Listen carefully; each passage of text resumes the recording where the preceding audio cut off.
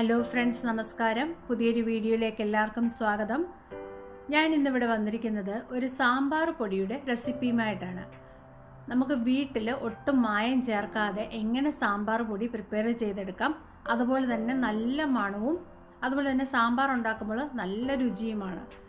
ഇതെങ്ങനെ നമുക്ക് പ്രിപ്പയർ ചെയ്തെടുക്കാമെന്ന് നോക്കാം. സാമ്പാർ പൊടി ഉണ്ടാക്കാനായിട്ട് കുറച്ച് ഇൻഗ്രീഡിയൻസ് നമുക്ക് ചൂടാക്കി എടുക്കാനുണ്ട്. അതിനായിട്ട് നമുക്ക് 1 കപ്പ് വറ്റൽമുളകാണ് ആദ്യം വേണ്ടത്. നമ്മൾ നിറച്ചെടുക്കാമെന്ന് പറയത്തില്ല, അതുപോലെ കുത്തി നിറച്ച ഒരു കപ്പിൽ നമ്മൾ 250 ml കപ്പിൽ കുത്തി നിറച്ച് വറ്റൽമുളക് എടുക്കാം. പിന്നെ വേണ്ടത്, ഇനിയും ഈ ഒരു റേഷ്യോയിലാണ് നമ്മൾ ഈ പരിപ്പുകളെല്ലാം എടുക്കുന്നത്. തുവരപ്പരിപ്പ് 1/3 കപ്പ്, ചന ദാൽ 1/3 കപ്പ്, ഉർദ് ദാൽ അതായത് ഉഴുന്ന് പരിപ്പ് അത് ഒരു 3 ടേബിൾ സ്പൂൺ മതി. ഈ ഉഴുന്ന് പരിപ്പ് നമ്മൾ സാമ്പാർ വെച്ച് കഴിയുമ്പോഴത്തേക്കിന് ജസ്റ്റ് ഒരു ചെറിയൊരു കൊഴുപ്പ് കിട്ടാൻ വേണ്ടിയാണ് നമ്മൾ ഈ ഉഴുന്ന് പരിപ്പ് ചേർക്കുന്നത്. ഉഴുന്ന് പരിപ്പ് ഓപ്ഷണലാണ്, വേണമെങ്കിൽ മാത്രം ചേർത്താൽ മതി. ഞാനിവിടെ 3 ടേബിൾ സ്പൂൺ യൂസ് ചെയ്യുന്നുണ്ട്. ഇനി നമുക്ക് ഒരു പാൻ അടുപ്പിൽ വെച്ച് ഇതെല്ലാം ഒന്ന് ചൂടാക്കി എടുക്കണം. ഇപ്പോൾ പാൻ ചൂടായിട്ട് വന്നിട്ടുണ്ട്. നമ്മുടെ തുവരപ്പരിപ്പ് അതുപോലെ തന്നെ ചനാദാലും ഉഴുന്ന് പരിപ്പും എല്ലാം കൂടെ ചേർത്ത് കൊടുത്ത് നമുക്കൊന്ന് ചൂടാക്കിയെടുക്കാം. ഉഴുന്ന് പരിപ്പ് ഒട്ടും കൂടിപ്പോകരുത് കേട്ടോ, അപ്പോൾ നമ്മുടെ സാമ്പാറിൻ്റെ ഒരു ടേസ്റ്റ് തന്നെ മാറിപ്പോകും. ഈ ഒരു റേഷ്യോയിൽ വേണം എല്ലാം തന്നെ എടുക്കാനായിട്ട്. അപ്പോഴാണ് നമുക്ക് കറക്റ്റ് സാമ്പാറിൻ്റെ ഒരു ടേസ്റ്റും രുചിയും അതുപോലെ തന്നെ നല്ല മണവും ഒക്കെ വരുള്ളൂ. അപ്പം അത് ഏകദേശം ഒന്ന് ചൂടായി വരുന്നുണ്ട്. നമുക്ക് കളർ കാണുമ്പോൾ അറിയാം അതൊന്ന് ചൂടായി വരുന്നുണ്ടെന്ന്. അതുപോലെ തന്നെ നല്ലൊരു മണവും കൂടെ വന്നു തുടങ്ങും. ആ സമയത്ത് നമ്മളിത് ഫ്ലെയിം ഓഫ് ചെയ്യണം. ഇപ്പോൾ ഏകദേശം അതൊന്ന് ചൂടായി, അതിൻ്റെ കളറൊക്കെ ഒന്ന് മാറി വരുന്നുണ്ട്. ഇനി ഇത് നമുക്ക് ഒരു പാത്രത്തിലോട്ട് തണുക്കാൻ വേണ്ടി വയ്ക്കാം. അതിനുശേഷം ഇനി അതേ പാനിൽ തന്നെയാണ് നമ്മുടെ ക്യുമിൻ സീഡ്, അതായത് ചെറിയ ജീരകം 1 ടേബിൾ സ്പൂണ്, ഉലുവ 2 ടേബിൾ സ്പൂണ്, പിന്നെ ചേർക്കുന്ന പെപ്പർ 1 ടേബിൾ സ്പൂണാണ്. ഇത് നമ്മുടെ സാമ്പാറിന് ഒരു നോർമൽ എരിവാണ് ഈ പെപ്പർ ചേർക്കുന്നത് കേട്ടോ. അപ്പോൾ ഇച്ചിരി കൂടെ പെപ്പർ ചേർത്താലും കുഴപ്പമൊന്നുമില്ല. ഞാനൊരു നോർമൽ എരിവിലുള്ള ഒരു അളവാണ് ഈ പെപ്പറിൻ്റേത് പറഞ്ഞത്. ഇനി അതും ഇതുപോലെ തന്നെ നമുക്ക് ചൂടാക്കി എടുക്കണം. അപ്പോൾ അതും ഒന്ന് ചെറുതായിട്ട് ചൂടായി വരുന്നുണ്ട്. അതുപോലെ തന്നെ ഒരു മണം വരുന്നുണ്ട്. ആ ഉലുവയൊക്കെ ഒന്ന് ചൂടായി വരുമ്പോൾ ഒരു ചെറിയ മണം വരും. ഇത് നമുക്ക് ഒന്ന് ചൂടാറാൻ വേണ്ടി വേറൊരു പാത്രത്തിലോട്ട് മാറ്റി വയ്ക്കാം. അതിനുശേഷം വേണ്ടത് 1 കപ്പ് മല്ലിയാണ്. 250 ml കപ്പിൽ 1 കപ്പ് മല്ലി, പച്ചമല്ലിയാണ്. അതും നമുക്കിതുപോലെ തന്നെ ഒന്ന് ചെറുതായിട്ട് ചൂടാക്കി എടുക്കണം.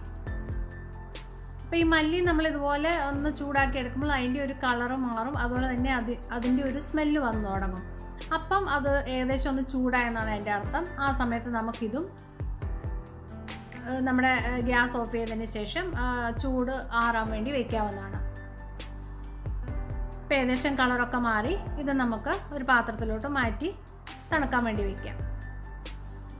അതിനുശേഷം വറ്റൽമുളകും അതുപോലെ തന്നെ നമുക്കൊന്ന് ചൂടാക്കി എടുക്കണം.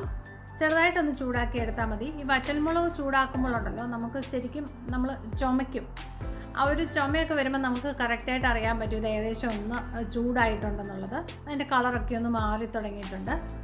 അങ്ങനെ നമ്മുടെ സാമ്പാർ പൊടിക്കുള്ള ഇൻഗ്രീഡിയൻസ് എല്ലാം റെഡി ആയിട്ടുണ്ട്. അതെല്ലാം ഞാൻ ഇതുപോലൊരു പാത്രത്തിലാണ് തണുക്കാൻ വേണ്ടി വെച്ചിരിക്കുന്നത്.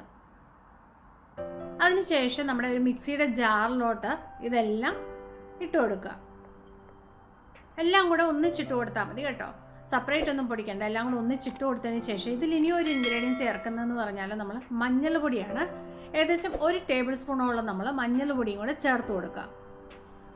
ഇപ്പോൾ അത് പൊടിച്ചുകൊണ്ട് വന്നിട്ടുണ്ട്. അപ്പോൾ കുറച്ച് തരികളുണ്ട്. അപ്പോൾ ഒന്ന് അരിപ്പേ കൂടെ അരിച്ചതിന് ശേഷം ആ തരികളെല്ലാം കൂടെ ഒരു പ്രാവശ്യം കൂടെ ഒന്ന് പൊടിച്ചെടുക്കുക. അപ്പം നമുക്ക് നല്ല ഫൈൻ പൗഡറായിട്ട് വേണം നമ്മൾ സാമ്പാർ പൊടി പൊടിച്ചെടുക്കാനായിട്ട്. ഒട്ടും തരികൾ കാണാൻ പാടില്ല. ഇപ്പം നല്ല ഫൈൻ പൗഡർ പോലെ ഞാൻ പൊടിച്ചുകൊണ്ട് വന്നിട്ടുണ്ട്. ഇനി നമുക്കതൊരു പത്രത്തിലോട്ട് തന്നെ ഇട്ട് കൊടുക്കാം, ഒന്ന് നിരത്തി ഇട്ട് കൊടുക്കാം.